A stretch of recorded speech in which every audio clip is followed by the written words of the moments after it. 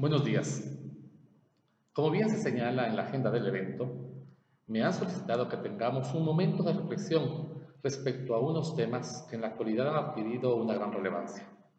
El tema de la transparencia y de la rendición de cuentas no debemos pensarlos y ubicarlos en un contexto o un horizonte lejano o inalcanzable. Todo lo contrario, forman parte de nuestra proximidad como personas dentro de un contexto incluso muy cercano.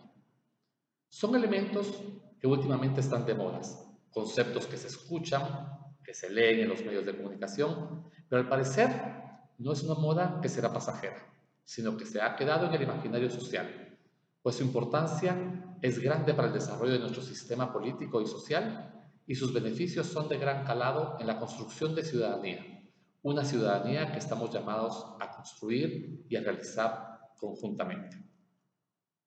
El título de este evento hace referencia a una de las frases más célebres de San Juan Bosco: ser buenos cristianos y honrados ciudadanos. La primera parte de la frase ha sido ampliamente abordada ya en las pláticas que han precedido a la presente ponencia, pero justamente la parte de honrados ciudadanos representa una realidad que nos interpela a todos los que participamos y hemos sido formados bajo el Espíritu Celestial. ¿Qué significa el adjetivo honrados? ¿Cómo entendemos en toda su extensión el concepto de ciudadanos? La honradez, como cualquier cualidad de los seres humanos, que evidentemente estamos llamadas a practicar, no será el tema fundamental de esta reflexión. Y no es porque su importancia no sea relevante, sino que la enfocaré desde otra perspectiva. Daremos un giro a esa visión que seguramente tiene una base más ética y moral, para nada despreciable, y nos centraremos en la mirada sobre el impacto de lo social, en aquellas prácticas o factores que nos pueden ayudar a ser no solo personas honradas, sino también desarrollar la ciudadanía con un nuevo sentido, con un nuevo significado. Hay que recordar claramente que la ciudadanía no se agota en el sentido legal del término. Somos ciudadanos pues llegamos a cierta edad porque nacemos en determinado país o adquirimos la ciudadanía por otro tipo de circunstancias. Por ejemplo, migrar a otro país, casarnos con alguien cuya ciudadanía es de otro país. La ciudadanía no es solo eso, es mucho más que eso. La ciudadanía también es participar con nuestro entorno, con nuestra comunidad y con nuestro país. Estoy seguro que don Bosco no pensó que la ciudadanía se agotaba cada vez que vamos a las elecciones, cada vez que votamos. Su visión fue mucho más amplia. De hecho, si reflexionamos un poco con detenimiento, descubrimos que su gran capacidad de entender el entorno y el contexto de su comunidad fue lo que lo hizo darse cuenta y descubrir el objetivo de su misión: ayudar a los jóvenes, especialmente los más pobres. Pensemos y ubiquémonos en ese contexto. ¿Quiénes eran esos jóvenes? Reflexionemos un momento y basta leer la historia de lo que sucedía en ese momento en las grandes ciudades europeas para entender que una gran mayoría de esos jóvenes eran personas que el sistema tenía en una situación de pobreza, de inequidad, de falta de recursos y falta de acceso a servicios elementales y fundamentales para el desarrollo de la persona humana. Los pobres no surgen como una visión, no, los pobres estaban allí, eran reales, estaban a la vuelta de la esquina, estaban en las calles, estaban en las plazas, trabajaban en construcción o trabajaban también en las fábricas. Una forma de entender la misión de don Bosco para trabajar con los jóvenes no solo tiene un fundamento teológico más grande, que está basada en el amor al prójimo, sino tiene una mirada eminentemente social y es entender que la persona es un ciudadano que está inmerso por completo en un contexto en donde convive con otras personas, en donde hay un sistema que exige e impone límites, pero sobre todo una realidad en donde tenemos derechos y así también obligaciones. Esto de lo que estamos reflexionando hoy no se trata de una imposición, se trata de la más alta expresión de la libertad. Ser buenos cristianos es un asunto que pasa por el fuero interno, pero ser honrados ciudadanos pasa por el fuero externo. esa circunstancia de comunidad, de convivencia y de participación con otros, de participación con los demás y para los demás. Uno de los factores que más nos afectan como ciudadanos es la forma en cómo se ha desarrollado y cómo funciona el sistema político. Una cosa es que no nos guste o que sintamos desánimo, desinterés e incluso desprecio de la actividad política electoral. Por ejemplo, uno puede revisar los famosos estudios y encuestas que hace el Latinobarómetro respecto a todos los países de América Latina. Uno los puede encontrar en Internet y se puede dar cuenta, por ejemplo, de cómo ha ido creciendo el desencanto hacia la democracia, cómo ha ido creciendo el desencanto hacia la clase política, cómo ha ido creciendo el desencanto hacia ciertos organismos del Estado. Eso podemos darle una lectura como que es algo normal e incluso hasta justificado. Pero otra cosa es que querramos mantenernos al margen de lo que pasa en la cotidianidad, que cerremos los ojos, que volteemos la mirada. Aun cuando tenemos el derecho de hacerlo, eso no implica que las cosas no pasen o que no nos impacten como personas o como comunidad o como país. Y precisamente una de las formas en que se puede construir ciudadanía es mediante el conocimiento y las exigencias de dos cosas, la transparencia y la rendición de cuentas. Estas se han convertido cada vez más en elementos esenciales que pueden ayudarnos a participar de una manera más activa, sin necesidad de estar involucrado en un partido, en una organización política, sino desde la posición individual de ciudadano que se preocupa por sus semejantes, desde su contexto más cercano e incluso su contexto más amplio, más comunitario o incluso de su país. Pero ahora veamos, por ejemplo, qué significa la transparencia y qué significa la rendición de cuentas y qué otro tipo de circunstancias, de conceptos, de términos, de prácticas están apegadas a estos conceptos. Desde hace aproximadamente un par de décadas, unos 20 años, estos términos se han convertido en parte de nuestro vocabulario. En cada momento, tanto en el ámbito político como social, o incluso en los mismos medios de comunicación, se escucha que los funcionarios de gobierno deben ser transparentes, que deben rendir cuentas. ¿Sí? Incluso se ha vuelto en un discurso muy utilizado en las campañas electorales.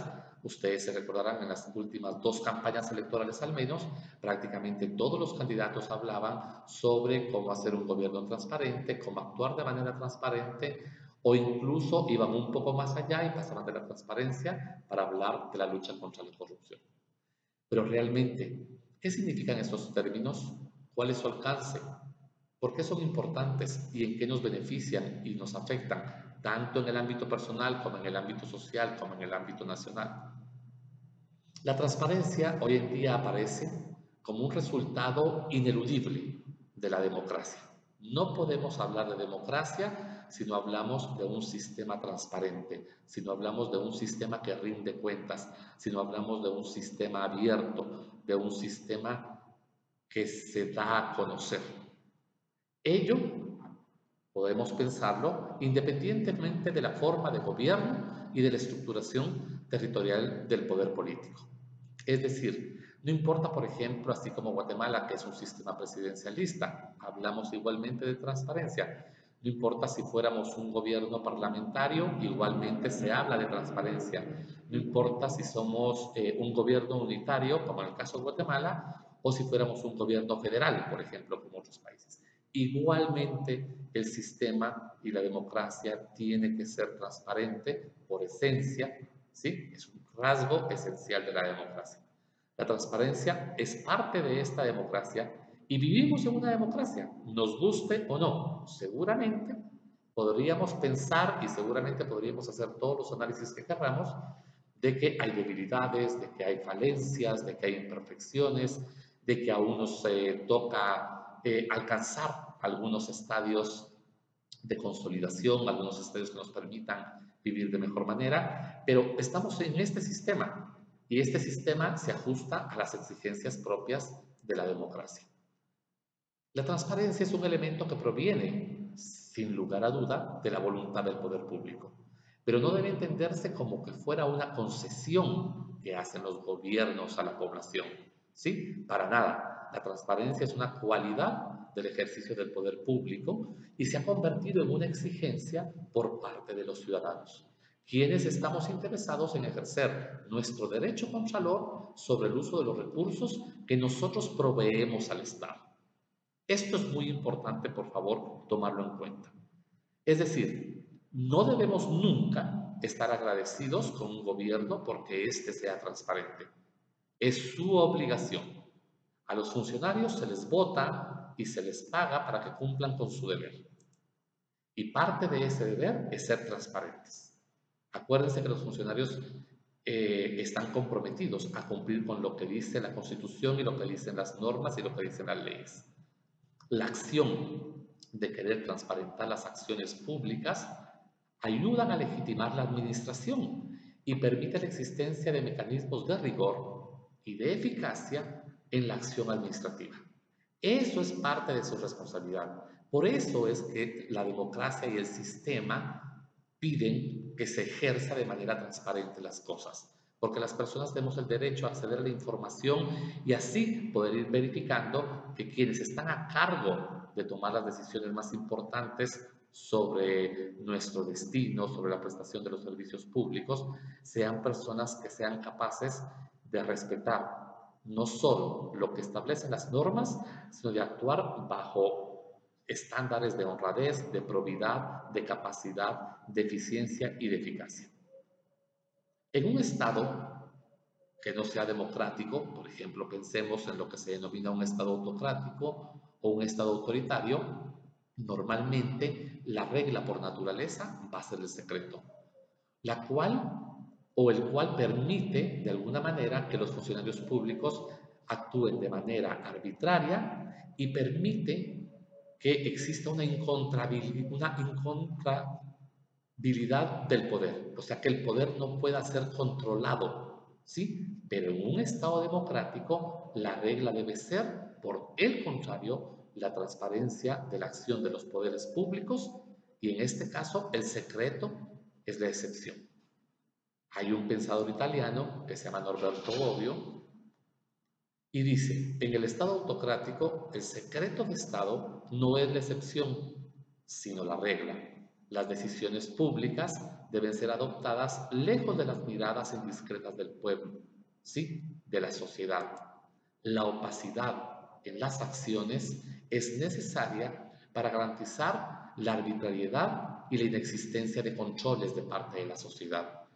Esa es la lógica en ese sistema, pero en la democracia es todo lo contrario, ¿sí? En la democracia el secreto se convierte en excepción y el Estado tiene la obligación de generar todos los mecanismos y todas las prácticas y todas las normas necesarias para ser transparentes, para que existan controles para que el pueblo pueda verificar y establecer el buen uso de los recursos, así como la toma de decisiones que tienen un impacto específicamente en la convivencia diaria de la sociedad.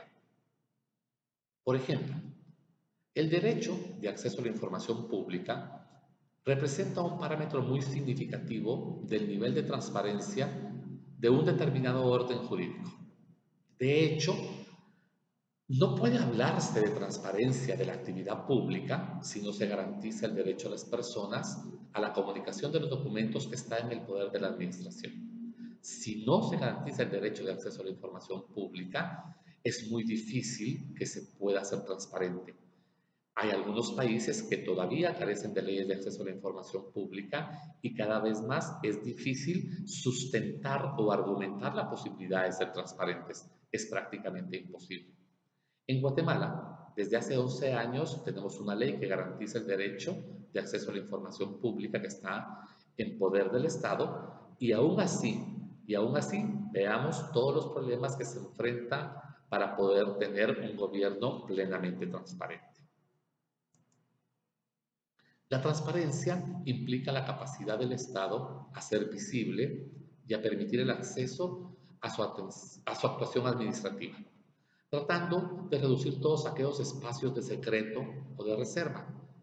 El Estado no solo debe ser transparente en el momento en que genera y pone a disposición del público los documentos, sino también en aquellas formas de decisión en que ejerce el poder público.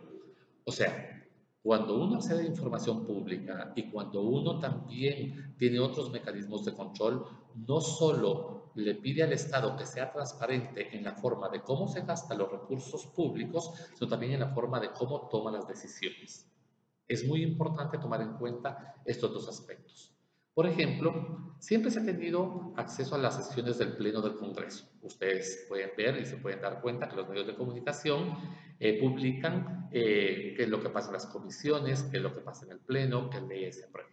¿Sí? Y en algunos momentos también hay algún tipo como de publicidad o de transparencia en las actuaciones judiciales. Las reuniones de los consejos municipales, por ley, son completamente públicas, ¿sí? Y cada vez más se acrecientan las formas y los mecanismos de control que aseguran y obligan al Estado a ser más transparente y público. Hay toda una suerte de mecanismos, de herramientas, de iniciativas que nos permiten acceder a información y que nos permiten darnos cuenta de cómo el Estado está funcionando, cómo el Estado está ejerciendo el poder público. Mediante la visibilidad, la conocibilidad o el acceso y por lo tanto el control de los actos de la administración, el Estado y el gobierno refuerza su legitimidad democrática y su configuración esencialmente servicial. El principio democrático de ser público y transparente no solo debe significar una legitimación en la administración pública, que tanto en su origen y fundamento tienen esa capacidad de ser público, de ser conocido por todos, sino también la exigencia de un control democrático en el ejercicio del poder. Esto quiere decir que las personas tenemos derecho a exigir que el Estado muestre la forma en cómo usa los recursos y cómo toma ciertas decisiones que impactan nuestra convivencia. ¿Se recuerdan que lo habíamos dicho? Cómo utilizan los recursos y cómo se toman ciertas decisiones que impactan a nuestra convivencia. ¿Por qué hago énfasis en las dos cosas? Porque no basta saber únicamente cómo se utilizan los recursos. Acuérdense que los recursos se programan, se aprueban, se invierten, se ejecutan y luego se supervisa el gasto. Pero una cosa es eso y otra cosa es también conocer cómo se toman aquellas decisiones que tienen relevancia con nuestra actuación. ¿Sí? Porque se compran unas cosas y no otras. Porque se toma una decisión a favor de un grupo y no a favor de otro.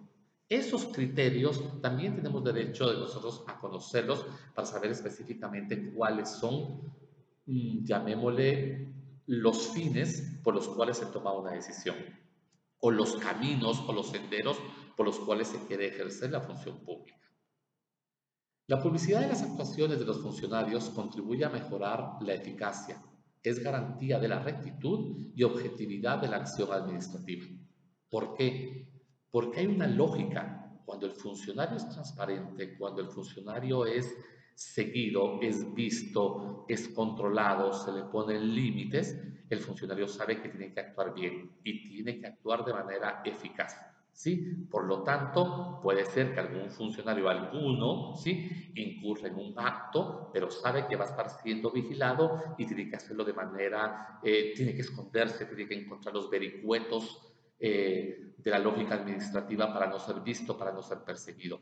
Por lo tanto, entonces se puede incrementar más esa capacidad de rectitud, de honradez y de objetividad de la acción administrativa. Muchas veces hemos votado de tal manera que premiamos o castigamos a un partido o un candidato. Muchos elementos de evaluación para poder otorgar un espaldarazo o un voto de rechazo están basados en la forma en que se transparentó y se fue eficaz y recto en el ejercicio del poder. Por ejemplo, en Guatemala no existe la reelección presidencial, pero sí existe la reelección en los diputados y sí existe la reelección en los alcaldes. Y muchos de los alcaldes y muchos de los diputados no vuelven a ser reelectos debido a que la gente no fue capaz de premiarlos por su actuación. Muchos de ellos fueron reelectos porque de alguna manera, entre otros elementos, por supuesto, no lo estoy diciendo de manera general, pudieron compartir información y la gente se pudo dar cuenta de cómo fue su actuación. Y esto se logra mediante prácticas de transparencia y mediante prácticas de rendición de cuentas. Y entonces, evidentemente hay que tomar en cuenta que se requiere de ser transparente, de rendir cuentas y que la población pueda tener acceso a esa información, a esos documentos, porque si no, realmente, o lo que siempre se genera, son sospechas, ¿sí? Por ahí de que hay cosas oscuras, de que hay negociaciones bajo la mesa, y todo eso genera una suerte de desconfianza que no viene y no ayuda a nadie en un momento electoral, por ejemplo. A pesar de que se busca que la administración pública sea un edificio de cristal en cuanto a transparencia se refiere, hay que tomar en cuenta que deberá también guardar cierto espacio o un núcleo irreductible de secreto, indispensable para la conservación de su propio ordenamiento. Si ciertamente por principio todo debe ser público, ¿sí? Evidentemente hay que tomar en cuenta que hay momentos y espacios en que se requiere de cierto secreto, de cierta tranquilidad para poder tomar decisiones. Si bien es cierto que el secreto es propio de los estados autoritarios, también lo es que no se debe estigmatizar todo secreto como contrario a la transparencia, ya que en un ordenamiento democrático necesariamente se reconoce y se garantizan los secretos y estos deben ser tutelados y deben ser estrictamente puestos en las leyes.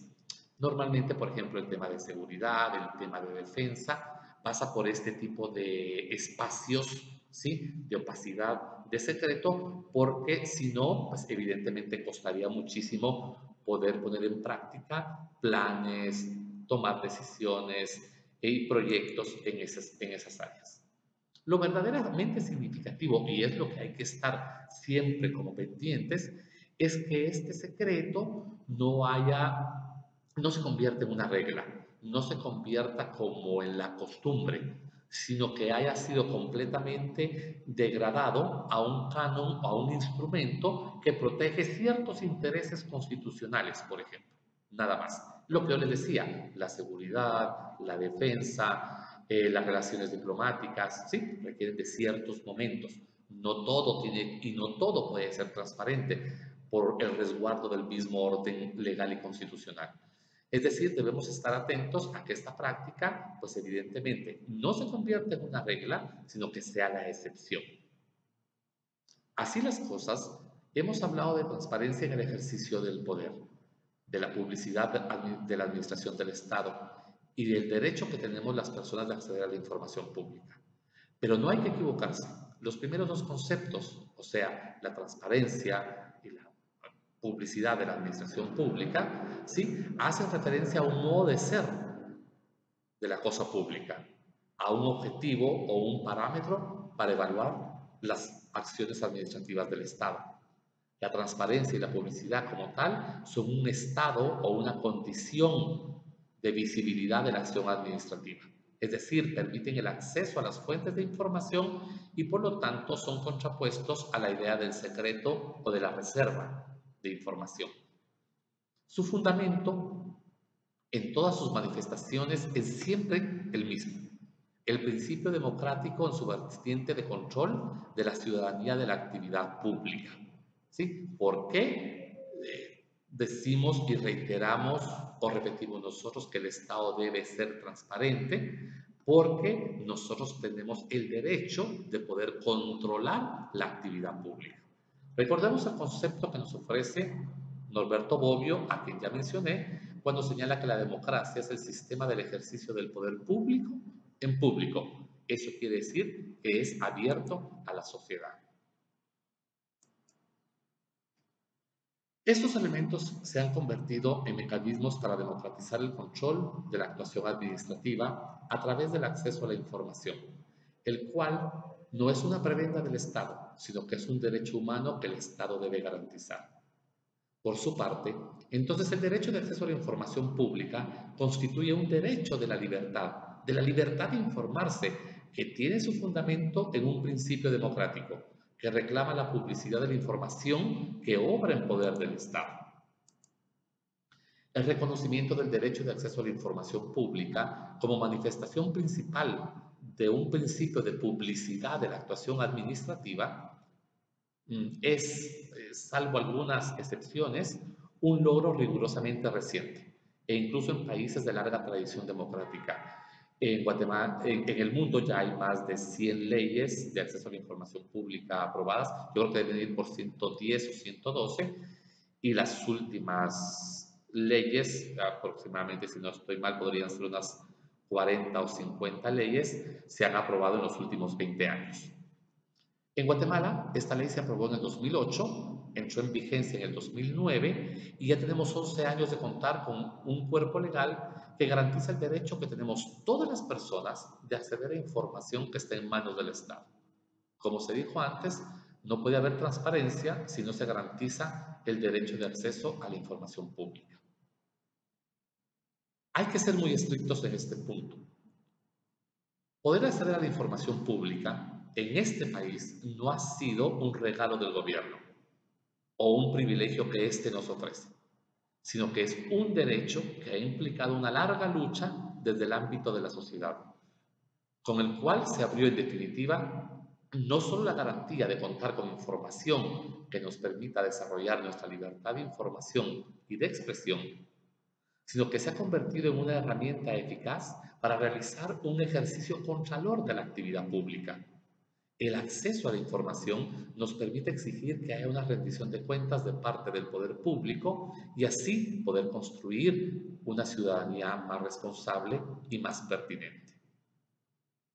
El principio de rendición de cuentas consiste en la obligación, generalmente de tipo legal, a que los distintos organismos del Estado se controlen entre ellos para mantener un equilibrio en sus actuaciones. Normalmente, en un Estado democrático, el ejercicio contralor lo ostenta el organismo legislativo, que aprueba el presupuesto de gasto y al mismo tiempo tiene la potestad de exigir, controlar y verificar el gasto público. Asimismo, también existen otros órganos de control, como el caso de la Contraloría General de Cuentas, que realiza una fiscalización del uso de los recursos que invierten las entidades públicas. No obstante, la capacidad de fiscalización no es una acción exclusiva de las dependencias del Estado. Todos tenemos el derecho a fiscalizar, de echar un ojo, de verificar que los recursos del Estado se inviertan de mejor forma. ¿Pero por qué? ¿Qué nos dota o qué nos empuja a tener ese derecho? Simple y sencillamente porque el Estado se mantiene con los recursos que las personas damos por medio de los impuestos. Además, porque con nuestro voto autorizamos de manera legítima a que un grupo de personas durante un tiempo determinado administre la cosa pública. Por lo tanto, tenemos el derecho de pedirle cuentas sobre ese encargo que se le hizo. La exigencia de la publicidad no solo se dirige a los actores que rinden cuentas, sino también a quienes exigen cuentas. En democracia, la rendición de cuentas no solo aspira a sacar del ejercicio del poder a la luz pública. La rendición de cuentas, si quiere ser efectiva y vista como efectiva, tiene que ser pública. Es decir, que quienes exigen cuentas no deben quedarse con la información y los datos que solicitan. Deben hacerlos públicos para que las personas conozcamos los niveles y los alcances de la rendición de cuentas. Por ejemplo, sería bueno preguntarnos sobre la forma en que el gobierno central, por ejemplo, o las municipalidades invierten los recursos en el área de educación, en salud, en carretera, en alumbrado eléctrico, pavimentación, alcantarillado, drenajes, programas sociales, etc. Estas y otras actividades tienen relación directa con nuestra cotidianidad y nos interpelan y nos afectan en lo personal y en lo colectivo.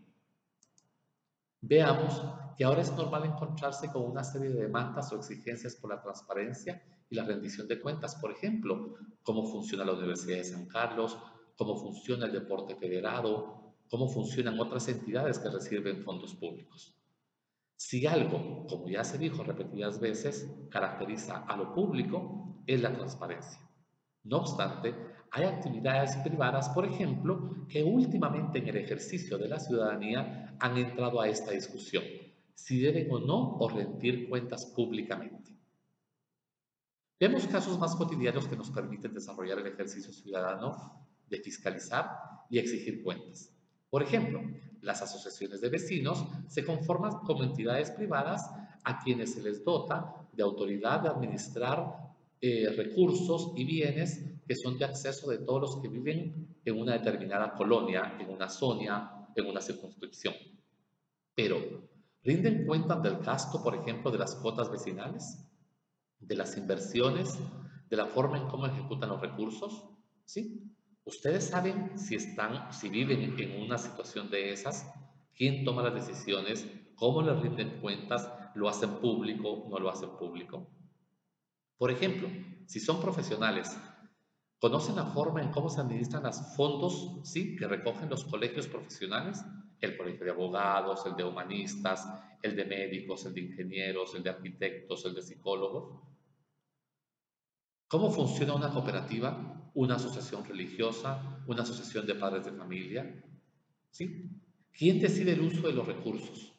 ¿Recuerdan ustedes el impacto que tuvo en su momento cuando el entonces arzobispo Monseñor Oscar Julio Bian exigió que las hermandades de las iglesias fueran transparentes y se rindieran cuentas?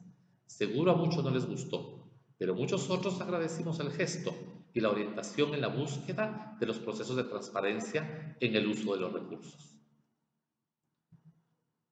Vean, por ejemplo, donde yo vivo, rápidamente un caso, pidieron una vez una cuota extraordinaria para comprar mecanismos de cámaras y de seguridad. Y decían que la junta directiva había acordado ese incremento. Y entonces, por ejemplo, varios vecinos nos juntamos, discutimos y mandamos a solicitar en primer lugar que nos dijeran, que nos dieran el punto de acta donde la junta directiva había acordado eso, que nos dijeran si había habido alguna asamblea porque no habíamos sido convocados y que nos dijeran el punto en el reglamento donde se establece que la junta directiva puede y tiene la capacidad, por ejemplo, de esas acciones que tienen que ver con temas económicos. Nunca nos contestaron. Al final nunca se supo quiénes habían sido los encargados de tomar esa decisión. Algunos vecinos hicieron el pago porque quisieron, otros no lo hicimos y seguimos en la espera de que nos den la información para saber precisamente cuál fue el origen de la decisión de haber cobrado o de haber hecho ese cobro extra. Así funcionan muchos de los ámbitos de la vida en el que nos desenvolvemos.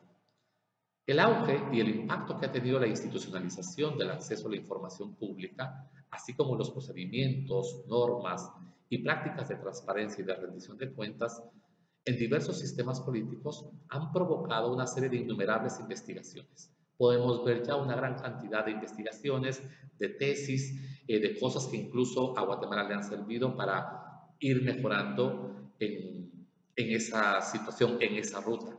Y cada vez más encontramos formas y mecanismos, ¿sí?, en cómo la ciudadanía, organizada o no, es más exigente con el poder público. Podemos ver cómo desde hace una década, por ejemplo, las principales investigaciones de medios de comunicación que han impactado y que han dado fruto han sido mediante solicitudes de información pública y hacen referencia a problemas el uso de los recursos públicos, entre otras cosas. Los ejemplos son muchos y diversos. Ustedes se recordarán, pero por ejemplo, hay un reportaje sobre cómo un presidente de un organismo del Estado hizo un viaje al extranjero, se descubrió con quién se iba, cuánto se había gastado y eso le sirvió para no volver a ser reelecto en la misma posición, como un departamento de la policía estuvo metido en cosas de corrupción, donde prácticamente los jefes de esas divisiones pararon en la cárcel, se detuvo todo el procedimiento y eso incluso llegó a un sistema legal, el gasto de los recursos de manera indiscriminada en la seguridad presidencial, en el manejo de las medicinas, etcétera, etcétera, etcétera. Los ejemplos son muchos. Ustedes pueden buscarlos en internet y ahí se dan cuenta específicamente cómo cuando uno empieza a leer la investigación periodística se da cuenta de que todo se logró por medio de solicitudes de información pública. El poder debe estar atado a restricciones legales, pero también debe ser domesticado por la lógica del razonamiento público. En ese sentido, la rendición de cuentas es la antítesis del poder monolítico. ¿sí? La rendición de cuentas establece la relación de diálogo entre los actores que exigen y los que rinden cuentas. Los que hacen la rendición de cuentas permiten que la gente se hable, ¿sí? Que se involucre en el debate público. La rendición de cuentas, por lo tanto, es opuesta no solo al ejercicio mudo del poder, sino también a los controles mudos y unilaterales del poder.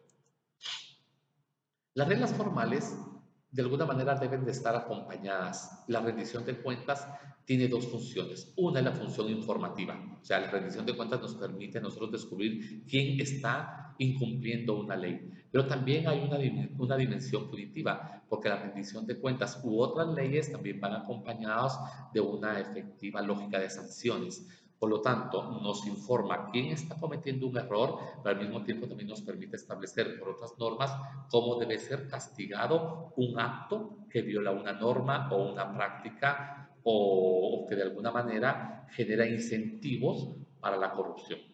Eso es parte de lo que genera la rendición de cuentas. La idea rectora de este concepto es controlar el poder público y no lo elimina. El discurso que está diciendo de que tanto que la gente mira y observa y que deberían de restringirnos el derecho es completamente una mentira. Es una justificación para seguir en un estado opaco y corrupto y arbitrario. La rendición de cuentas supone el ejercicio del poder. No puede haber rendición de cuentas si no existe el ejercicio del poder. Entonces, esa gente que habla de que va a desaparecer el poder y que entonces se quieren encontrar otro tipo de mecanismos, está completamente errado. Es una justificación para continuar en el secreto y en la arbitrariedad. Lo que hace la rendición de cuentas es circunscribir el poder, disciplinarlo, restringirlo, pero nunca eliminarlo. A la rendición de cuentas, las realidades del poder le dan su razón de ser. Su misión está en reducir las incertidumbres, en limitar las arbitrariedades, en prevenir, remediar los abusos, volver predecible el ejercicio de la función pública, pero mantenerlos dentro de ciertas normas y procedimientos establecidos. En este aspecto, el acceso a la información pública se correlaciona con el ejercicio de la rendición de cuentas porque existe una gran forma, digámosle, de cómo la ley de acceso a la información pública obliga a rendir cuentas. Vean ustedes, si ustedes no conocen, los invito a que bajen en internet el decreto 57 de 2008, vean la cantidad de sujetos obligados que tienen por ley, valga la redundancia, la obligación de entregar información. Pero por otro lado, vean toda la cantidad en el artículo 10 que se establece de información que tienen que poner en acceso al público, sin que el público la pida, ¿sí? Ahí es precisamente donde se relacionan estas dos posibilidades, ¿sí? Y ahí es donde se generan esos procesos de auditoría que han sido más amplios e incluso permiten hasta lógicas más cualitativas, más allá de que si me dieron X cantidad de presupuesto y me gasté Y cantidad de presupuesto, si sobró o no sobró. Aquí permite establecer procedimientos para saber exactamente cómo se invirtieron, si el gasto fue pertinente, si el gasto fue de calidad, por ejemplo. Y eso lo podemos hacer nosotros como ciudadanos. Únicamente el poder en una democracia puede desarrollar en su seno una especie de anticuerpos que permitan formas diversas de evitar el ocultamiento, especialmente por medio de la tolerancia, de una crítica libre y el derecho de expresión de diversos puntos de vista. Para ello se requiere una ciudadanía informada y empoderada. Entonces, la transparencia, la publicidad de los actos del poder y el acceso a estos representan un verdadero momento en la transformación de un Estado opaco, secreto y absoluto a un Estado de derecho. Finalmente, como hemos visto, estas nuevas lógicas que han ido apareciendo cada vez más amplían la concepción de ciudadanía. Como se dijo desde un principio, hay que abandonar la idea de que yo soy ciudadano cada vez que voy a votar. Eso es un domingo cada 4 años. La ciudadanía exige una participación constante y vigilante sobre nuestro entorno. No podemos seguir siendo indiferentes ante el contexto. No fuimos formados para eso. Don Bosco no se quedó esperando sentado a que los niños llegaran a él y llenaran los oratorios. Él salió a buscarlos, a ubicarlos, a ver cuáles fueron sus necesidades, cuáles eran sus falencias. Encontró y supo que afuera del oratorio existía una sociedad, un ambiente, un mundo al que decidió impactar y no solo esperó a que lo impactara. Justamente esa es la ciudadanía activa a la que hay que aspirar.